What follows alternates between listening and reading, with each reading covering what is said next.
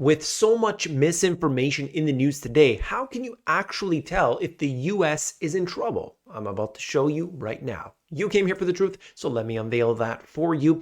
I'm going to take a look at what's going on with cars. We'll start there, and then I'm going to show you what's happening with the debt and how these circumstances have changed rapidly in a short period of time.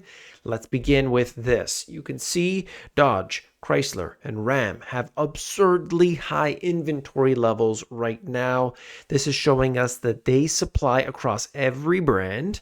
And looking at that, you will see that there's clearly an issue on the right-hand side. Ram, Chrysler, Dodge have a lot, and specifically Dodge. This is interesting because you remember there was that whole people going on strike, and they were on strike for a while. What would these numbers have looked like if there wasn't a strike? Did it happen to be at that same moment when they knew we were leading up into this? It really begs the question of what's going on here. The demand simply isn't there. We are not seeing the consumers come to the table, and that's not just for cars. But that is an interesting indicator, isn't it? Let me show you something else. When we connect that in with the debt, people take on debt, of course, to finance their vehicles. And you see the used car national average price 7.32% at this time. You could look at for new cars. You could look at it for one company or another. The general direction is the same, just like your mortgages and credit cards and everything else. The price of these vehicles hasn't necessarily come down. I mean, in some cases, what I have seen, the statistics have shown that these car dealerships are willing to actually take a loss. I'm not sure how they're getting away with it, but they don't want to keep that inventory around knowing that it's not going to be viable a year down the road. They have to move that inventory. And so they're, in some cases, taking a loss. So what we can see here, that you increase the amount that it costs to borrow on that vehicle for that vehicle, and of course you will have an impact on people's ability to borrow. I mean, I think it's pretty obvious, right? Black Friday shoppers set online spending record. Yes, people did buy a lot of stuff. Cyber Monday, Black Friday. I know this from my own business. I can see that. I can see where that is. What I talked about in a previous video was that my statistics, inside statistics for my business, basically indicates when people come in, when they go in broadly in the niche, when they start adding things to cart, and when they actually purchase. So I could see everything there. And from my area, basically what it was very clear about was that people shopped early. They put a lot of stuff in their cart. If they saw the deal available, they would take that, knowing they could just get a return if that's the case. But then those shopping days were very strong. But around those other days, particularly after, not so strong. Why? Because they know the deals are over now and they can wait it out. They've bought not necessarily the flat screen TVs and all that. They bought the necessities, things they were probably going to buy anyway. They simply just said, I'm going to wait it off. In fact, we had somebody in the comments section talking about how they deliver for Walmart. And he said he did not deliver any of the typical stuff, the big screen TVs and so on. It was food and clothing. What does that say about the US consumer? We are starting to connect these pieces together, and we'll go in another level. Here we are. American borrowers are getting closer to maxing out. Credit card utilization and delinquency rates are on the rise. I've said this before, but you don't have to take my word for it. This is right in the Wall Street Journal. So you can pull that data through. And by the way, I want to make it clear, yes, the numbers are small. Don't think that this is like 50% of people suddenly, but it's coming up. Performance of credit cards average across 5 major lenders. You can look at the net charge-off rate and 30-day plus delinquency rate. Both of them are up. Beyond that, by the way, it's from the Fed pushing all this data. This is the credit card utilization rate. And so these people who are 30 days plus delinquent, doesn't matter, by the way, if they're making 100 grand or not, right? People are during this time frame using their credit cards more. And why is that? Well, because all of their expenses are adding up. And obviously, if you're making 100 grand a year, you're maybe less likely to be using that credit card versus somebody making less than 25 grand a year. But everybody's doing it, it seems. It doesn't matter which group you're in. Very interesting article. If you want it, check it out. Link in the description. But Bloomberg basically did this assessment of all the prices of all these different things. And so they have a lot of graphics and stuff. So it's a pretty cool article. But you can see here for yourself, car insurance up 33%, natural gas up 29%, indoor plants, electricity, curtains, used cars, groceries. It doesn't matter. Everything seems to be up. Everything. Your utilities are up. Your cars, everything over these last few years. Just how bad is the US cost of living squeeze? We did the math. And so they can break that down in here if you want to check it out. Look, since 2020, that's not an espresso, but certainly coffee is up 23%. You could see the receipt that they're just showing you here, just a fictional receipt comparing 2020 to 2023. And yeah, I know I'm feeling it. I've been looking around trying to compare all the different stores. Where can I get my bananas the cheapest? Because that's where I'm headed, okay? That's what I need to know.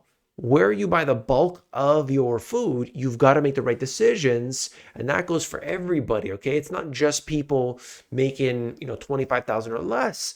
This is people in the six-figure range and even beyond, because it depends, on cash flows.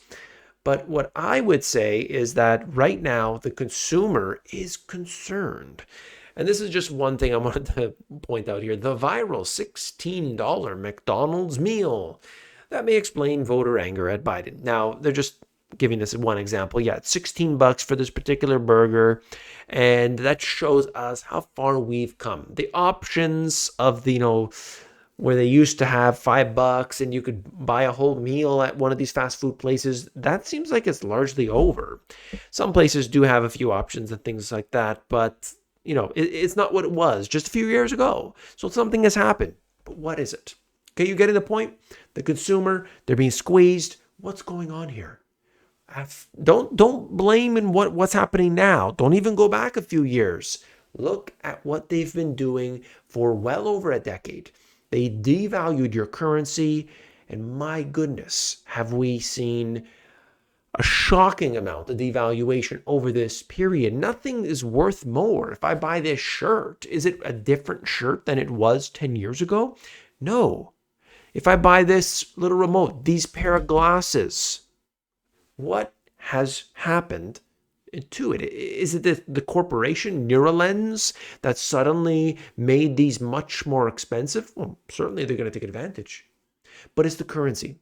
Because you could see it's every industry, it's goods and services, and they're all going up. But the biggest problem about it all is not that necessarily the prices of those things have gone up.